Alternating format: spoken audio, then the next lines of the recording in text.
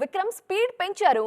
ఇన్నాళ్ళు ప్రతి సినిమాని ఎక్స్పెరిమెంటల్ జానరాలో చేసిన విక్రమ్ ఒక్కో సినిమాకి లాంగ్ గ్యాప్ తీసుకున్నారు.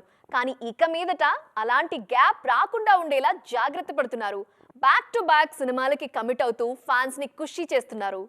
ప్రెజెంట్ తంగలాన్ ప్రమోషన్ లో ఫుల్ బిజీగా ఉన్నారు విక్రమ్. పొన్నియిన్ సెల్వన్ లాంటి బిగ్ హిట్ తరువాత విక్రమ్ హీరోగా తెరకెక్కిన సినిమా కావటంతో తంగలాన్ మీద భారీ అంచనాలున్నాయి. విక్రమ్ కూడా ఈ సినిమా కోసం చాలా టైం కేటాయించి డిఫరెంట్ లుక్ ట్రై చేశారు.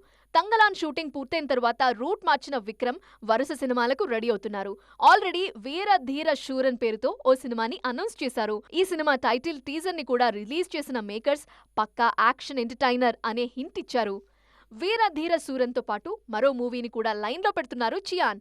మలయాళంలో సెన్సేషన్ సృష్టించిన 2018 మూవీ దర్శకుడు జ్యూడ్ ఆంథనీ జోసెఫ్తో ఓ సినిమాకి రెడీ అవుతున్నారు. ఈ సినిమాని కూడా పక్కా కమర్షియల్ ఎంటర్టైనర్ గా ప్లాన్ చేస్తున్నారు.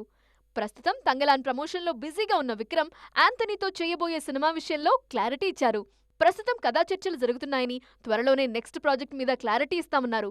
దీంతో విక్రమ్ లిస్ట్ లో మరో ఇంట్రెస్టింగ్ మూవీ యాడ్ అవబోతోందని హ్యాపీగా ఫీల్ అవుతున్నారు ఫ్యాన్స్.